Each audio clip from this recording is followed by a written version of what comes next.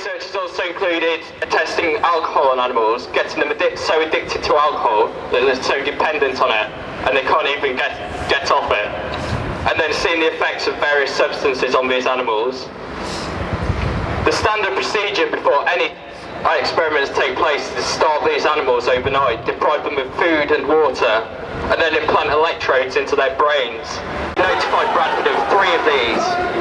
3 times that Bradford have had the opportunity to turn around and say, well, we can get our welfare up, just to impress the Home Office.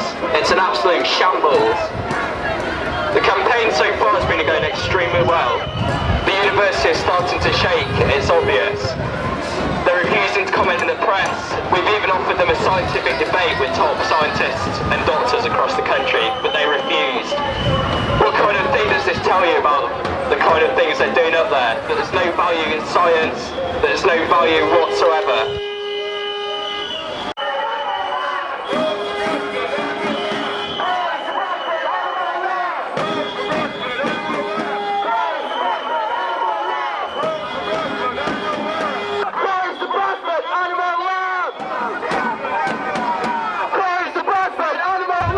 The campaign will not back down until they shut down this animal unit, and we can only go from strength to strength.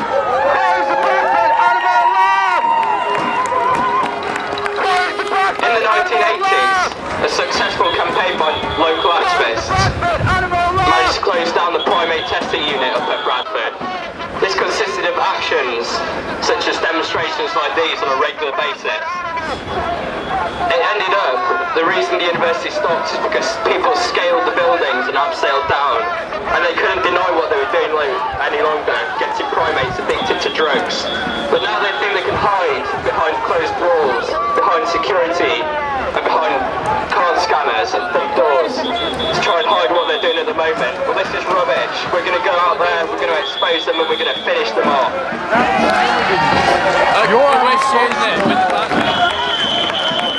I'd like to mention a bit about the Girton Primate Laboratory, based down in Cambridge. The animal rights movement in the UK managed to successfully stop the construction of Girton. On the day just before they called off the plans to go ahead with Girton, there was a road blockade. People blocked the roads into Cambridge and got massive press coverage for this, and the University of Cambridge saw the determination of these activists and thought, we're not going ahead with this because they will stop us. The next week the university called this off, and if we need to go ahead and do another Girton, then we will, and we will finish the University of Bradford off once and for all and shut down this horrific animal unit.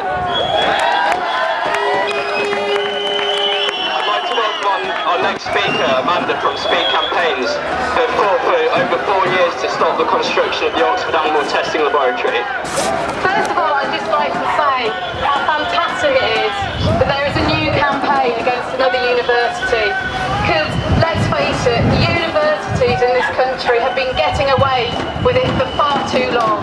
What they do inside their labs is horrendous and obscene. Luke's already mentioned a bit about what goes on in Bradford University labs, and I want to expand on that a little bit. One of the experiments that they've recently done was giving St John's wort to mice that they'd made alcoholics to see whether it had any effect on the amount of alcohol they drink. Trying to stop weight gain was a side effect of antipsychotics in an experiment using 46 individual rats.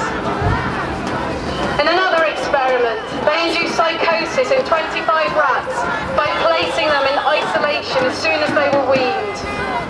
These and another 25 rats were then deprived of food in order to make them perform certain tasks for a food reward. They were then given different drugs to see how this affected their task performance. And possibly my favourite experiment that they've been doing. Rats were again deprived of food and made to perform tasks for a food reward. They were then given a different antipsychotic drug to see how this affected their performance of these tasks.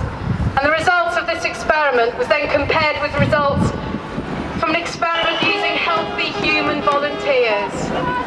Why the hell were they doing experiments on rats when they'd already tested it on healthy human volunteers? I'll tell you why. For money. For research grants.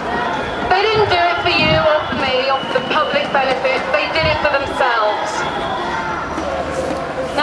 Bradford and other universities, they should be standing up for academic excellence and for learning. They should be pushing the boundaries of exciting, innovative and new cutting-edge research instead of keeping science back in the dark ages. They should be hanging their heads in shame, and we're here to make damn sure they do. There's a great turnout today, and a focused anger of the abuse that continues to carry on with the blackest crime of vivisection. We'd like to congratulate Yorkshire Police for the worst policing in the world, for bringing animal abuse to an animal rights demonstration. Police officers don't belong on horses. You're just antagonising the march, and you've caused every single problem that's here today.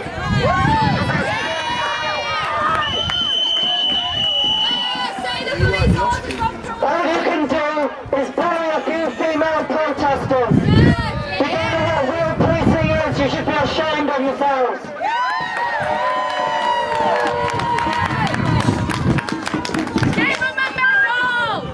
Now let's keep the focus clear. We're here today for the animals. We don't give a damn about the poison blue. Many animals are being mutilated and poisoned around the world. And universities play a large part in this. Over 30% of all the vivisection in England is in universities. Now with all vivisection campaigns, they're not always won in a week or a month.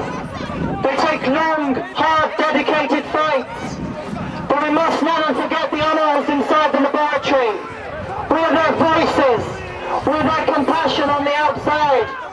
We've got to spread the message and show the evil that goes on inside these laboratories. Agree with the government.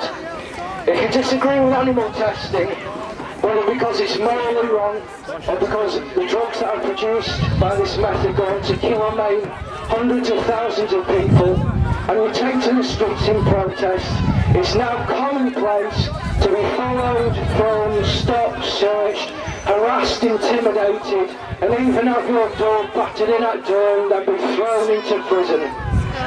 This is a twisted and warped version of democracy that the government is trying to normalise, to make acceptable. Well, it isn't acceptable, neither is the insanity that is vivisection, and the millions of humans and non-human lives that end up in the incinerators or the graveyards every year because of it. I choose to disagree, along with you and millions of others worldwide, and if that makes me an enemy of this state, then so be it. Yeah!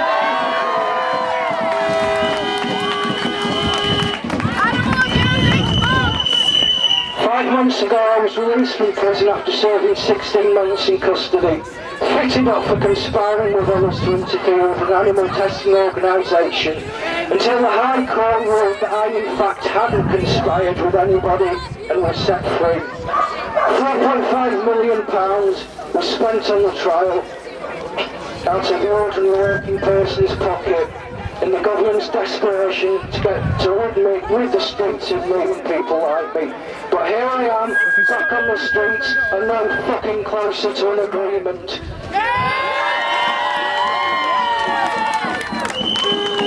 I'd like us to spend just a moment to think about all our comrades behind the prison walls here in the UK and abroad, and extend that thought to all political prisoners around the world, to those that have been ghosted off the street because they disagree with whichever regime they're living under.